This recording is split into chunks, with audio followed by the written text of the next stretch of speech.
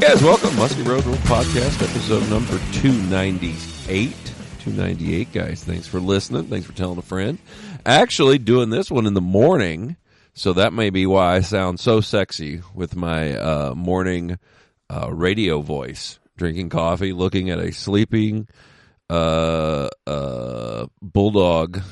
on my bed, who you'll probably hear some snores coming from here very, very soon because he's trying to get comfortable, which he's not very comfortable right now. But, guys, thanks for listening. Hey, we're coming up. It's December. It's cold. Today we're going to have, I think here today we're going to have like 50-mile-an-hour winds or something by this afternoon. Oh, wow, it is really windy out there this morning. There was a big gust right there, but a lot of places muskie fishing's over with for the year. There's a few places still going. I know down south, down in Kentucky.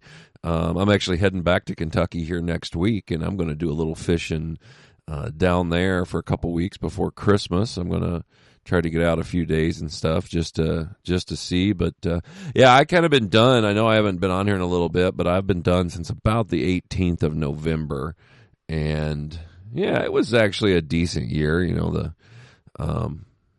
finally cooled down. Once the cool down started, it seemed like things got way better on my end, which was really pretty nice. But yeah, we're going to talk a lot about that stuff today.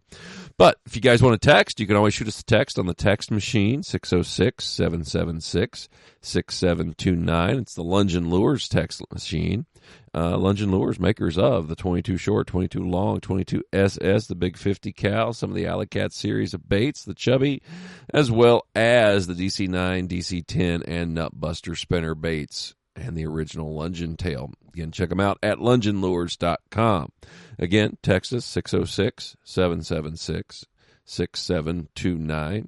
And yeah, let me know how your guys' season went. Shoot me some pictures, or just give me a thumbs up, thumbs down. I know this season for me was a roller coaster as far as how good and bad it was. I think some of that was based upon trying to relive some old patterns in the past that just didn't happen. But I got a special guest on the podcast tonight, somebody I love to give shit to, and someone I love to get riled up. We'll see if I can do it today. Luke Ronnestrand. Luke, what are you doing? Oh, I'm doing basically the same thing you are. Just kind of woke up and I'm still digging out from the end of the fishing season, so I'm down in my barn and I got a sleeping Labrador next to me. Yeah, well, that's me. I got a bulldog just sitting here. I can't wait till the farts start. That'll be wonderful. But so how was how did you guys finish up there? You were up on Vermilion, I know. Yeah. How was? I mean, October was it pretty rough? It was for me. Well, so October was really interesting for a couple of reasons. I ended up, so we have it's called the Minnesota Education Association meeting, MEA week. And so my kids are off. Yep. And we always do a big week-long trip up to the lake, but we virtually do no muskie fishing. And then I ended up having some other obligations in October. So I basically almost punted on the entire month. I fished muskies the first week of October, which was good during our Larry Ramsell event. And we kind of had some of our traditional early fall patterns up there. The fish were still in the weeds and eating bucktails and basically kind of a pre-turnover bite. The fish were all in 2 to 6 feet of water. And so that was good. We caught some fish during that and had plenty of chances at fish. And it was a really good event. And then I basically started fishing again the end of October.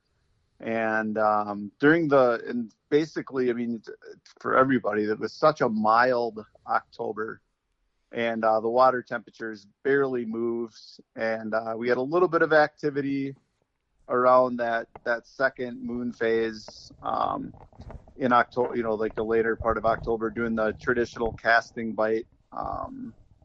So it was kind of a rougher month for me. But I know some of the guys up night fishing on the lake did pretty good in the month of October, and then November, things kind of gradually fell. The temperatures still gradually fell, and it just was a really prolonged cool down. And once the Cisco's came in, the fishing got pretty good. It wasn't as good as like the years prior where we have like a really fast cool down, but we ended up catching a bunch of fish and getting a few nice ones. And it was just a real steady end to the fall. Just kind of the traditional, fishing the traditional Cisco spawn patterns with the big rubber baits and a few diving rise jerk baits and some big minnow baits mixed in there. Yeah, that was kind of what I seen too. We were on, October. I'm mainly doing the live bait stuff, and October was pretty rough. I mean, we just stayed warm, hot temperatures. I do know guys that were night fishing, were catching fish, and I think it, I don't know, maybe in that warm temperatures, these things go a little more nocturnal when it's like that in the fall. What do you think? Yeah, no, definitely. And just, I don't think like for us that night fishing bit's so good because it's an open water deal. And basically that's, the fish just don't come into the shallows. Like we had really nice stable weather, so there wasn't a lot of wind and current to bring them shallow. And then obviously the bait's still all out in the middle. And just our lake the last, 5-7 years is just really trending towards the majority of the fish living a really pelagic lifestyle in the middle and eastern part of the lakes, just because there's not a lot of perch left on that end of the lake. Mm-hmm. So all that they're eating, they're feeding out on the mud flats, and that's where and the rock to mud transitions and kind of like the deep sand flats. That's where the muskies are spending the majority of their time now. And it kind of takes some wind, some currents, or like basically their food moving shallow to bring them up where the traditional casting bites are, like most effective. Yeah. And that's, it's kind of what, the lakes I'm fishing to, again, smaller out in western Minnesota. We're finding fish that are just, they're definitely, it's definitely tougher when we get those warmer falls for me with the live bait stuff, looking for the fish that are still kind of on the weed edge. But, I actually did get several fish this year going between spots. I just stopped picking up the suckers. Some would call it lazy. I would call it effective. And just kind of found some just out, just roaming around, doing that. So yeah, I mean, it was a weird October, but I will say November kind of got to like normal. We're not getting the big, this year was definitely, I thought we were going to get a big crash. We really didn't. It was kind of a gradual cool down. I think if I wanted, I fished, like I said, I stayed an extra week because, where I'm at, normally around that 13th, 14th is kind of when things kind of start being a little stupid. You start getting some really cold temps and everything, and you end up breaking more stuff than you actually start. You break more shit than you care to do. But I stayed an extra week, and those fish, definitely the later I stayed, the better it got. We, and again, in the late fall, I'm not looking for, smaller fish. So we're dragging a lot of bigger baits and stuff like that. And, if we get a bite a day, I'm happy. And, if it's a nice fish, that's all I care about. But yeah, there was some nice fish moving around, but we were struggling. One of the things that we were struggling with, especially in October, is fish that were, traditionally when I get a fish to come up on live bait, I take it out and I automatically move off the weed edge and go into open water, because it seems to if that fish will go with you, typically that fish will usually try to bite if you can get him to lock on and get him out of that weed edge. He doesn't have anything else to distract him. He doesn't have another patch of weeds to swim into or anything, and it usually makes those fish go. But I was really I was having fish follow for, I think one I know followed for 2 hours, and we'd be way out in open water, hell, halfway across the lake, and that was getting a little annoying. But that was during those steady temps in October. But as November came along, those fish definitely were going out, and you didn't have to go too far, and it seemed like that fish would then decide to bite.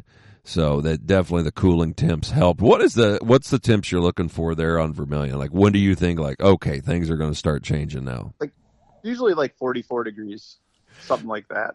Oh, okay, so cooler. All right. See, like for me, I like, as long as it goes under 50.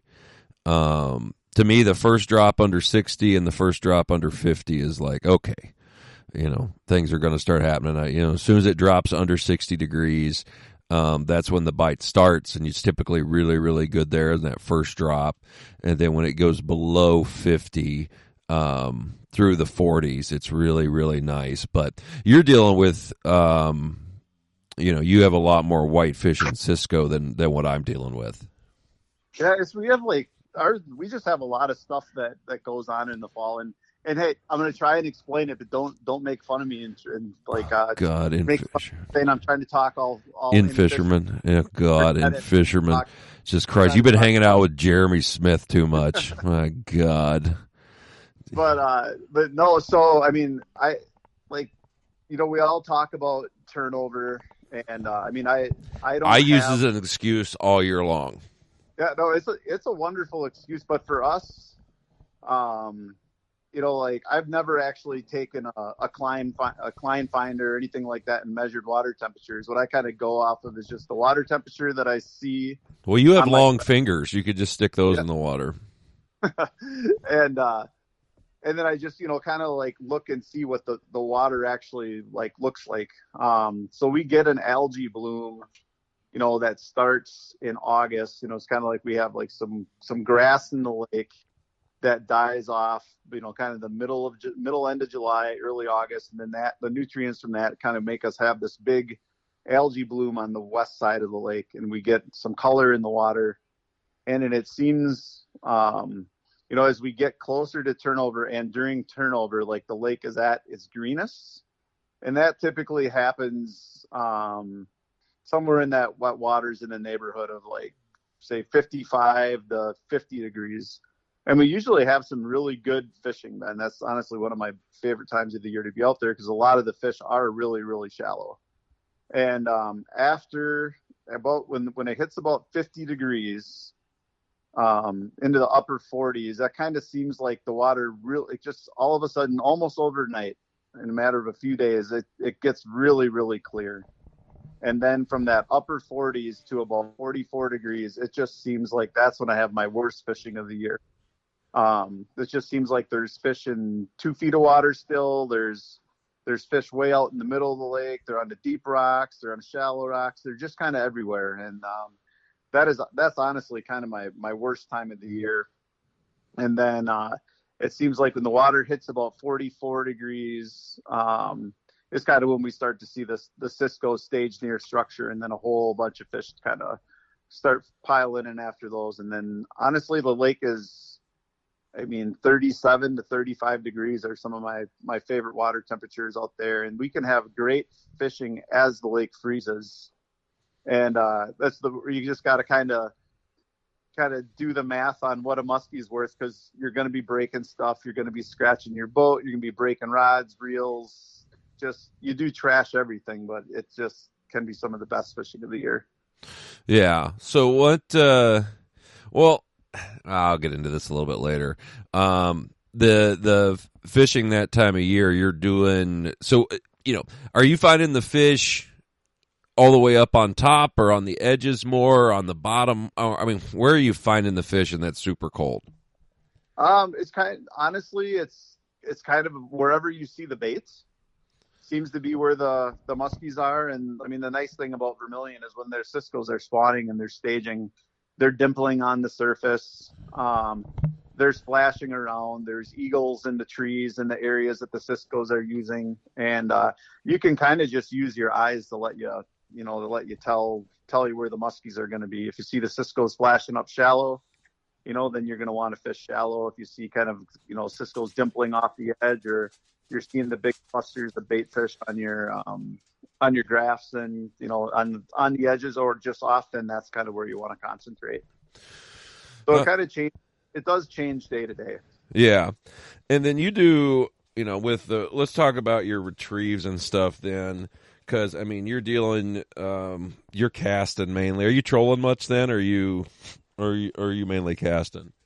I like to troll, and I'll troll. Like, there are some years that trolling is, it can be the way to go. It just seems like they want a crankbait, more than they want a soft plastic swim bait. Do you think that has to do with the bait? Now, I'm going to get all in fishery on you because I read Doug Hanna's Big Mouth.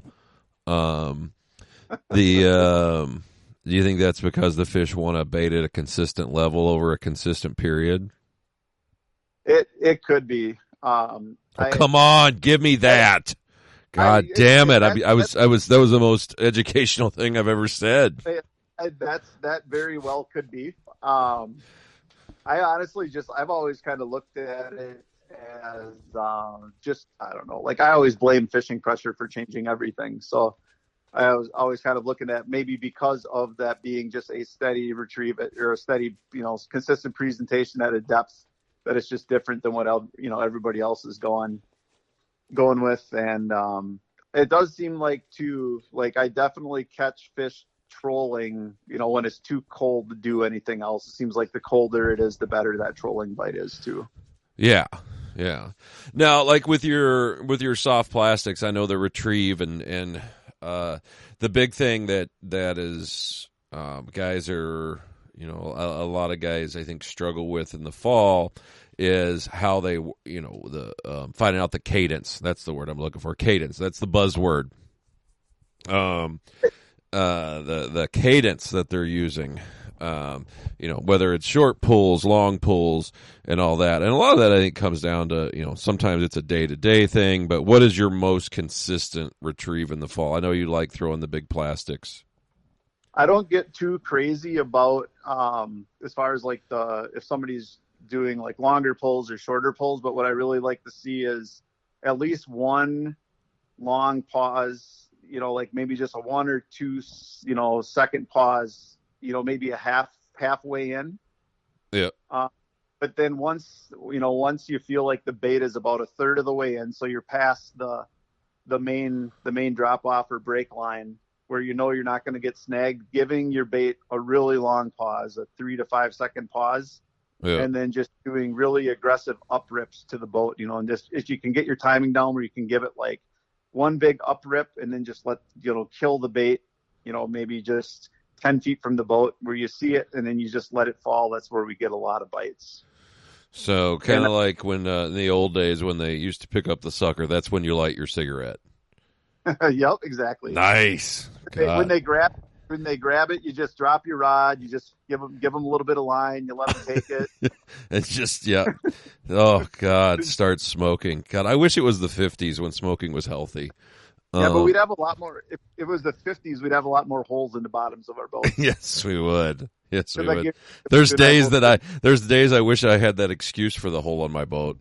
Well, that's, yeah, I don't know. I mean, the falls definitely have been a little bit, in my area have definitely changed. I know I got a text from a buddy of mine, Casper, over there, who right at the end had a really good, had some really good days, doubled up on 50s and did really well. But, I think, like we're dealing with a little bit of probably what you're dealing with is populations and stuff like that have definitely changed. But it's like I tell anybody, I mean, the populations might be lower, but the fishing's still better and you have a shot at something bigger, I think, where we're at than you do anywhere else.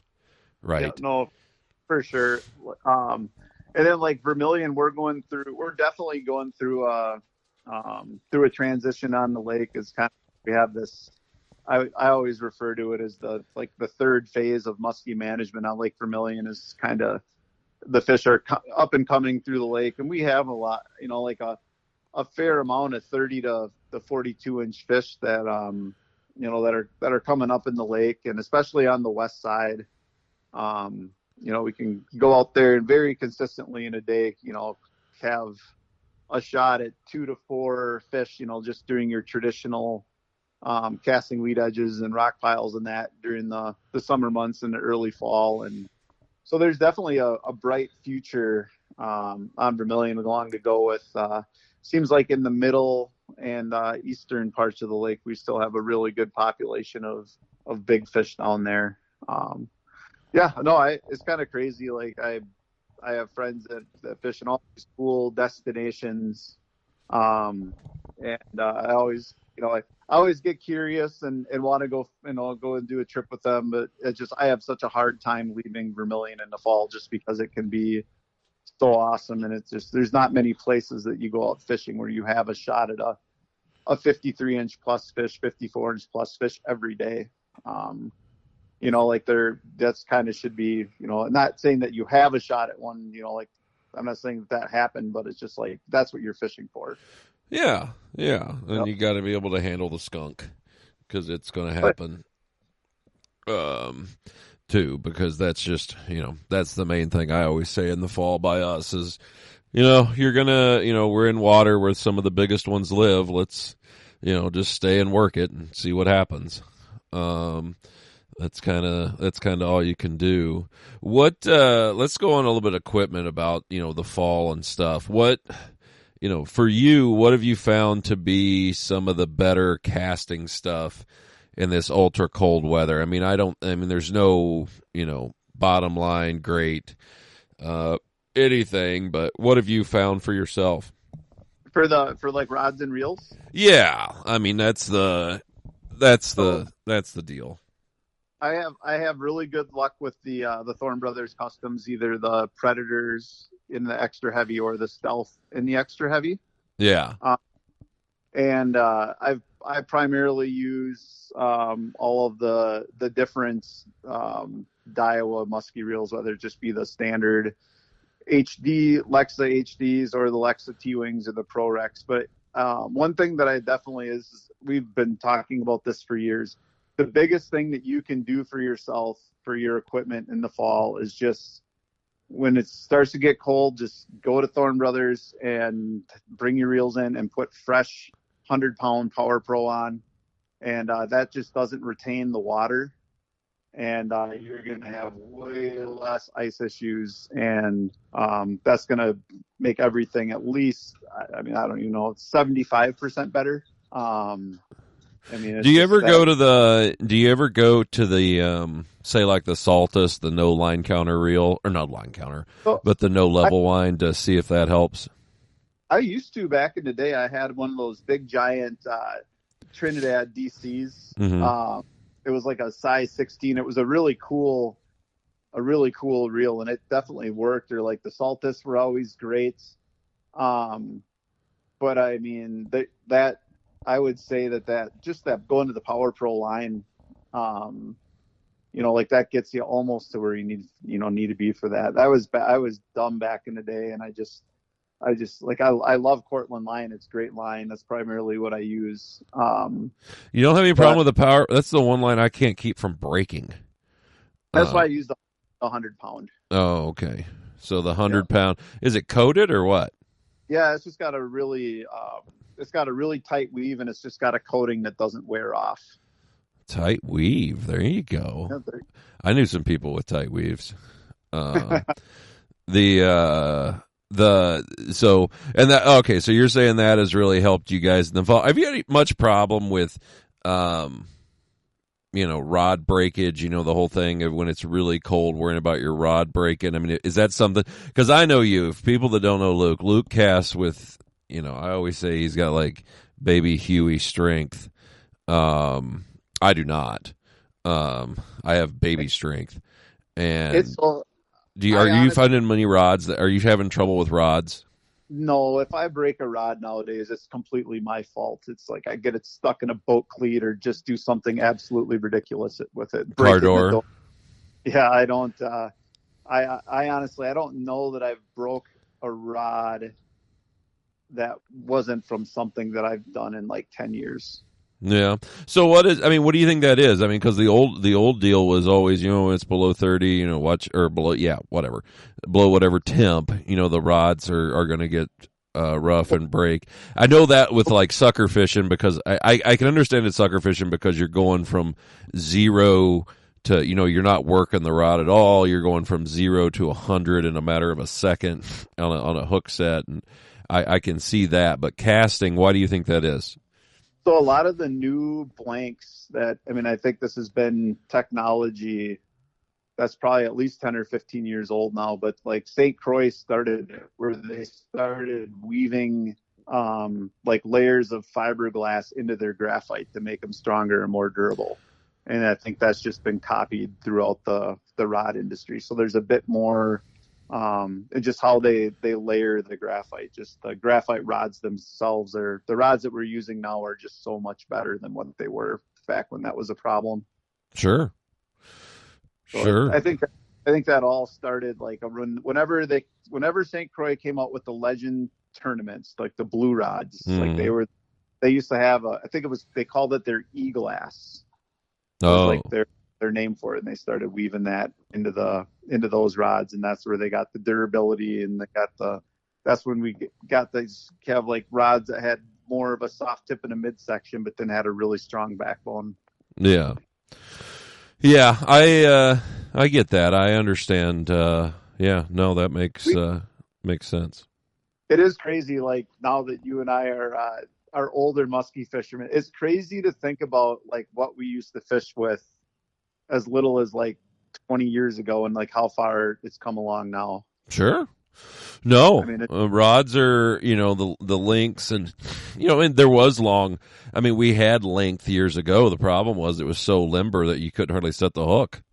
And just durability aspect of it too. Yeah, no, the durability was terrible, and you were very limited on size of bait you could throw with it, and but baits, in the muskie industry, I think baits have dictated more of the rod and reel than anything.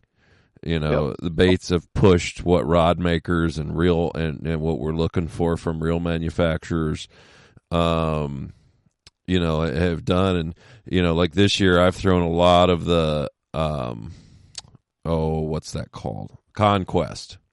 The Shimano Conquest. I started throwing those a lot. The only thing I don't like about them is the handles. The handle that reel comes with, the worst thing. Conquest in Japanese means shitty handle.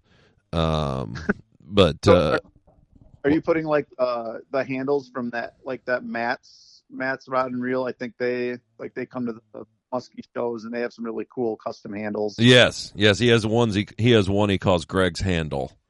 Because that's the only one I'll put on. Well, I just, basically you can take that Conquest, which is a tiny reel, right? Yeah. I mean, it's not a big reel at all. And it, you can, put a different handle on there. The one I get at Matt's, definitely. And, once you get the right nut on there and everything, it's kind of weird. I don't know why these handle people make things difficult. I don't know why anybody makes anything difficult. If they just call me, it'd be a lot better. And because you can take that Conquest and literally, have a reel that'll bring in baits at the same speed as a 500, Tranks HG, but smaller, lighter, and easier to use. I have heard a lot of really nice things about the Conquest, and it.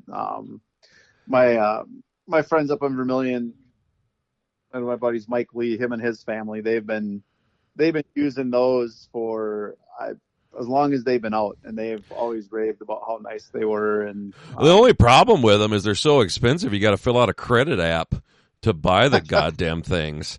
I mean, they are not cheap. Jesus.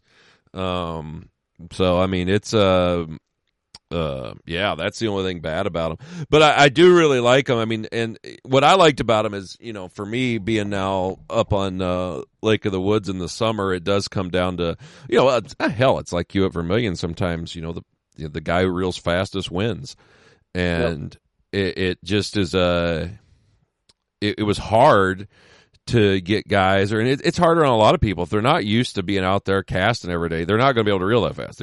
Body, hands. Diet, who knows? They're not going to be able to reel that damn thing that fast.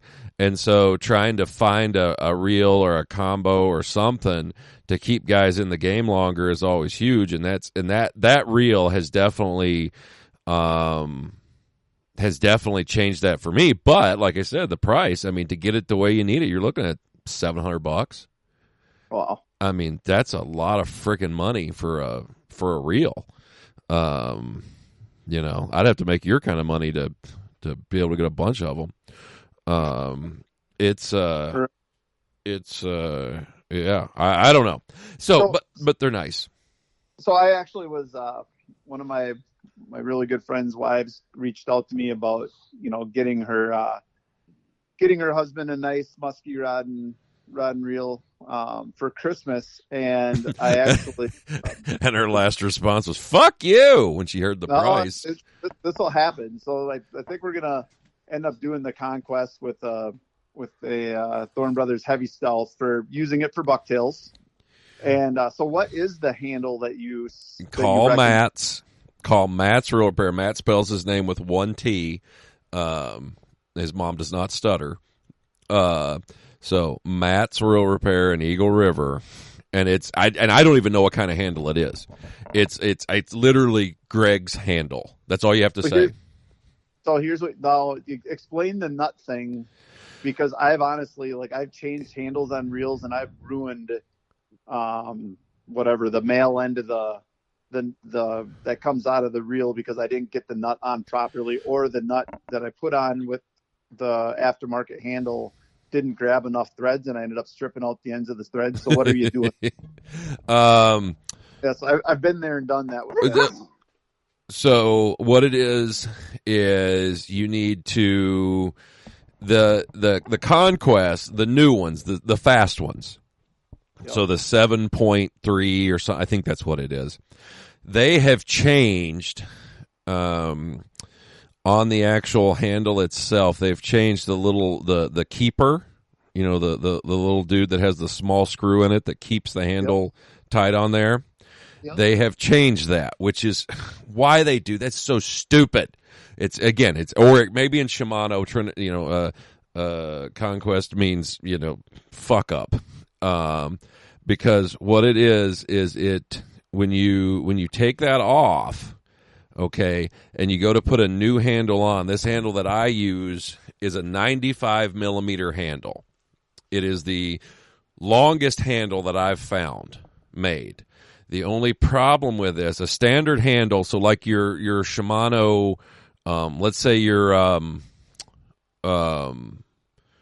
the big silver ones. What am I? Tranks. Okay, the Tranks 500 has a 65 millimeter handle on it.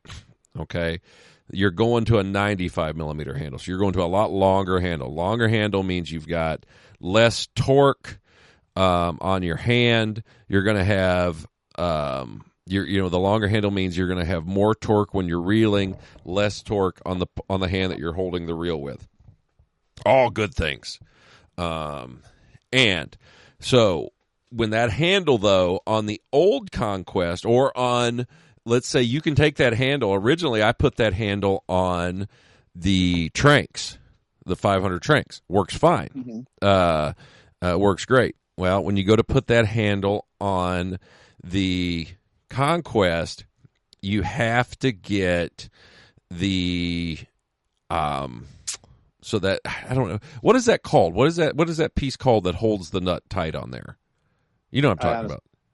I know what you're talking about. It's the little plate. It's that little plate that has the screw in it. So you have to get the plate that goes on like a Calcutta, like the slower speed Conquest, or the TE, or the or even the Tranks.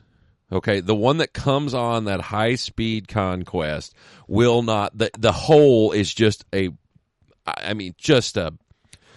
just a hair off. Okay, to where you can't get that screw in there to tighten up that plate. Mm-hmm. So you have to get the plate that goes on the slower speed Conquest or the plate that goes on the Tranks. Well, you should have Matt put those parts together for the when you buy the Gregg. Well, I think he does now, because I told him that I was, because I bought a few more handles and I was having that issue, and so I was like, man, can you send me? I was actually in there. It was for the championship on the PMT. We were up in Eagle River. And actually, I thought it was funny because the strip club in Eagle River is called Bucktails, and there's a big sign just past his shop. I actually thought it was his shop for a second. So we pull in there, and we started playing around with it, and I think he is starting to recommend that now, because now that's been found, because it was fine on all the other reels, but it's this changing. Whenever they change to this faster one, it's an inset. So the handle that comes on the Conquest now, the fast one, is a double paddle handle. Why anybody would do that is beyond me. It's a high-speed reel. Why do you want a high-speed reel with a double? Well, the problem is that muskie fishermen make up like a fraction of a percent of anglers. Sure. Holes, and they don't design these things for No. These reels are designed for bass guys that are throwing big swim baits that have zero pull. Yep. I mean, that is why this reel is made, and I get that, and I understand it. I don't have to like it, and I don't. But yeah, these reels are made for that, and I totally get it. I do. I totally get that. But it changed that. It looks like it more. To me, it's more of just a cosmetic thing to make it look cooler. Hey, you're going to pay $600 for this. You know what? We're going to make it look cool. It does nothing different. But that is what's going on with it, and it's it's an inset is what it is, and you need the one that's not inset. But once you get it changed over, it does a great job. I don't know why it does that. I have somebody trying 219. I can't talk to you right now, so it's beeping. You hear it beeping? It's beeping. 219. Just leave a message. Leave a message. 219. Leave a message. Okay, thank you. I couldn't hear that, but I could hear your dog snoring earlier. Oh God, he was so seepsy. It is hard to be a river. He is not used to being up this early, and right now he's falling asleep sitting up, and he's not enjoying the morning. But no, the thing is I'm a big believer. In the last couple of years, I've really gotten into changing the handles and doing stuff like that to making the reel easier. One, for myself, it's just easier, and two, it's just easier for customers and clients to fish when the handle's been changed, and makes it. The one reel that I think actually has a really nice long handle on it now that does okay, and I think it comes down to how much you fish as far as how long it's going to last. Is some of the Abu stuff has some really long handles on them that work good.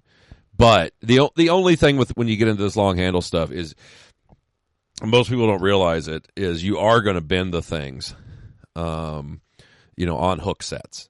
You will. Not on every hook set, but a lot of people don't realize that they set the hook with both hands. Oh, yeah. They not only set the hook with the hand that's holding the reel and the rod, they also set the hook with the hand they're reeling with. And, these long handles, most of them are made with aluminum. To get these made out of stainless, because I actually talked to Matt about that, and the problem is, it's a cost thing, to have it made, to have it manufactured, and to be able to do it and actually make money with it, and it's just the cost is just way, it'll be hard to do. Yeah. So what I always tell people is if it bends, just bend it back. Right. That's what I do. Jesus. Reel handles, propellers, it's just whatever. Yeah, reel handles, props, trolling motor shafts, all that shit'll bend. Just bend her back. But no, it's all good. Anything fun you see coming out this year? I haven't seen a ton. I just, I've kind of been, I haven't really seen a ton of new stuff. Is there been? I was looking on a Muskie Insider the other day, and there was what's that Evoke? Do you know that company? Or am I even saying it right? Honestly, I have no idea. I'm probably not even saying it right. I don't know. Of course, it's me. I mean, I'm the worst for when I see an ad for something and I don't have it. So I went on the website, ordered $300 of shit. I just hope it shows up at the right place. But I haven't seen a ton of new stuff. I know on there I ordered some of those. You remember the pig? Yeah. The pig swim bait. Have you seen those? No, but it looks like it's got like the old like Macecomber pig front, and then it's got a big paddle tail. Yep. Okay, so I've seen that. So I think that's a European company. Yeah, it is. It is because I had to pay in euros. I didn't know how many euros, but it was around $300 US. Yeah, I know. There's a company from Ukraine that I ordered some mold stuff for making some walleye and bass plastics, and they have like a billion different molds, and I've bought some musky mold stuff from them too. And I saw those. It's like a pig swim, or pig shad, or something. It's a really really cool looking bait. Well, I'm looking at it for trying to make a jerk bait. I want to play around with some shallow water stuff with it. They've got when it comes to like a lot of this swim bait stuff, I mean, shit, the Europeans have been doing this stuff forever, and they've got all the rigs and stuff pre-made that you can start to build from instead of starting from scratch. Oh yeah, they do it really really well too. Mm-hmm. I remember, so we used to guide all those Swedes back in the day, and some guys from Finland and Germany, and like I always paid attention to their tackle. I mean, they're just everything that they did, they were just perfect too. Yeah, no, they were like uber dorks with it. I mean, they were super into it and everything, and that because there's some really neat stuff. I mean, I found some neat stuff, and I don't know. I'm going to play with it. I bought a bunch of different sizes. That's, the main thing, the reason I spent so much was I was just trying to buy a little bit of everything just to see what I liked and what I didn't like, and everything. There's a company out of Minneapolis here. I think he's just doing like small batch stuff, but he's making a really cool looking swim bait. I think it's called like Trophy Systems. He does like a 10 inch and a 12 inch, and it looks like the Wolf Creek monster shad, but it's a little bit shorter and it's got a little bit deeper profile to it. Those are cool. We got all kinds of new custom colors coming out with Thorn Brothers, with Muskie Innovations, and all the companies that we work with. And then Bill Schwartz did a new minnow bait this year. He did a 9-inch minnow. Cool. That's a really nice lure. It runs really nice and true, but it kind of has the action. Kind of reminds me of like his old 8-incher that he did. Kind of like when we all started buying slammers. If you got one of those perfect 8-inchers back in the mid 90s, it was just deadly. And these remind me of that action wise, kind of with the belly flash. Does it have is it a square bill? It is a square lip, but it like the action reminds me of that old 8-inch minnow of his. Only all of these run true, and it's kind of got like this little bit of you can feel almost like a click in your leader from the eye of the bait, as it's working. really cool bait there. It's just a really nice size and profile. I mean, it'll work. It works on Vermilion. It'll catch fish, anywhere. I mean, a lot of the guys twitching up on Lake of the Woods and twitching in Wisconsin. I think it's going to be a pretty deadly bait. Really like that. Mm-hmm. And we caught a bunch of fish on our altar dogs again this year. We have some cool new colors in those coming out, and we did some fall colors in those. Kind of Brad's got like a really cool kind of, I don't know, you do like a color concept him and Brian are doing, where like they're like encasing the bait with like a clear, like a really thick clear coat, and he's got that disco glitter in some of those baits. And we're kind of in the final stages of like prototyping like a rock guard for Suix. Oh, nice. Yeah, that's the thing. I mean, I've went all, now that I'm on Lake of the Woods, I've kind of rebirthed into some of my Suix stuff again. And I actually have Suix. I think that was one of my better 50-inch baits this summer. I mean, I didn't get a ton. To me, Lake of the Woods this summer was not very kind for big ones. But I did get quite a few fish on Suix, and it's just an easy bait to give people to work. And the problem is I've went all to the high impacts. Okay. Because it's just, because the wood ones, you just keep wearing down that nose, and eventually it wears so much. I've had screw eyes come out and all that stuff, and so I've been to the high impact ones. But what is this? Is it a helmet? No, it's not a helmet. I would say it's almost more. I have people I wish would fish in helmets. I have some that need helmets because of their buddies once in a while. Hey, did you guys get? I had how many guys did you have get hooked this year? I honestly am still yet to have another angler hook, another angler casting. I've had 2 this year alone. This year, one on video, one not on video, but I knew when something happened when I heard "God damn it, Kevin" really loud in front of the boat. No, I did have way back in the day. I mean, still a really good friend and guest. His name is Bill Bazagany, Buzz. He used to have a friend of both of ours. It was Mike Mueller, who came along, and Mike used to be one of those guys that just liked to be out there. And he'd sit and have a few drinks, and then like maybe a couple times a day he would stand up and make a half a dozen casts. And one day he had a few too many in the boat, and in the late fall, I was very thankful that Buzz had several hoods on, because I think Mike hit him in the back of the head with pounders like 4 casts in a row. Oh, it was almost like he was trying to do it. Oh, Jesus! But that was kind of as close as I've ever come to that happen. Oh God, you got to try harder. I've had several. Yeah,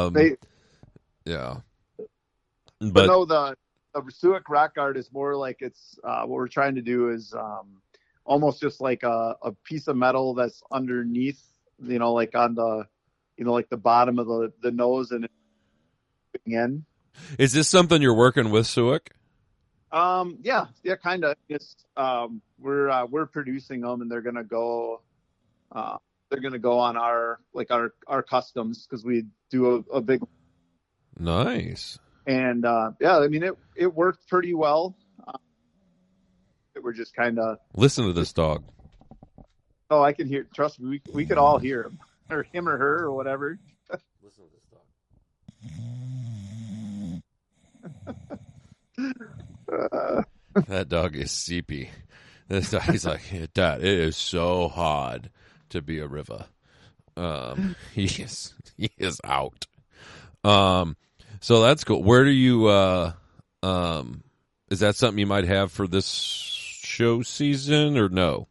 I think we're gonna do one more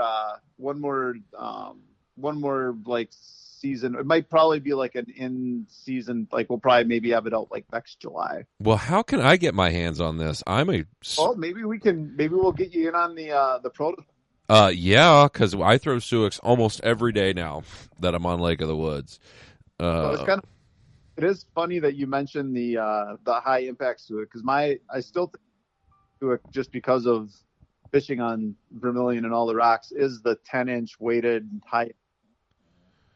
Like that's always been my favorite Suic before. I like but my new favorite's the 12-inch customs with the different weights that you put in them. No, I would definitely try that. The 10-inch though is my it's kind of like I have one typically just about every day. I have somebody throwing it, and it it just works. And again, what I like about it is again when we're fishing rocks or whatever, or even just casting. It's one of those baits that it doesn't get all broken up, it doesn't crack, and I don't know, it works good. Are you still catching some fish on Believers up there? Casting Believers, yeah. No, I'll get a few on those. I actually one of the old I made some like bigger battle shads years ago that I would troll and done good with. Actually, casting those worked pretty good. It seems like guys up here like the super shad wraps casting. That's what I've heard. And it's just, and I think mainly it's just an easy bait for anybody to throw, and you can reel it down. It comes through the rocks really well. You got to use a little bit longer steel leader to keep the line from getting frayed up. But just any of those. The crankbait thing up here is something that I really like. It's something that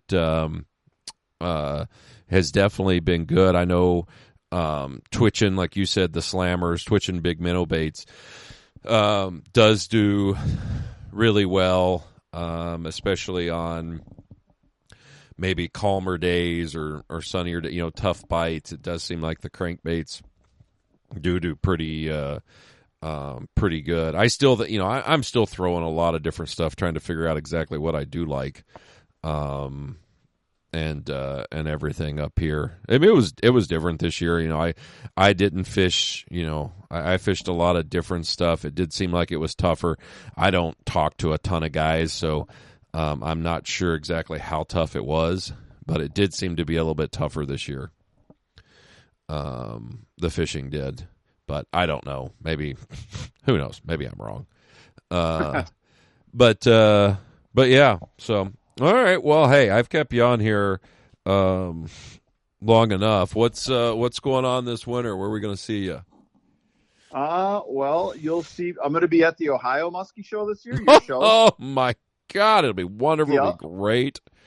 Yeah, I haven't been to that show in a while. I really enjoy that one. It's always fun to talk to people about different waters, and we get like some of those, like the Ohio muskie fishing. I find that super interesting, and what you guys have going on in the Virginias and Tennessee. And then I always like catching up with the New York guys, and then those Eastern, the guys that fish Eastern Canada and like the Georgian Bay. Like it's a really awesome crowd of people, and I always look forward to seeing them and just talk, because it seems like the fishing is so much different than what I do every day.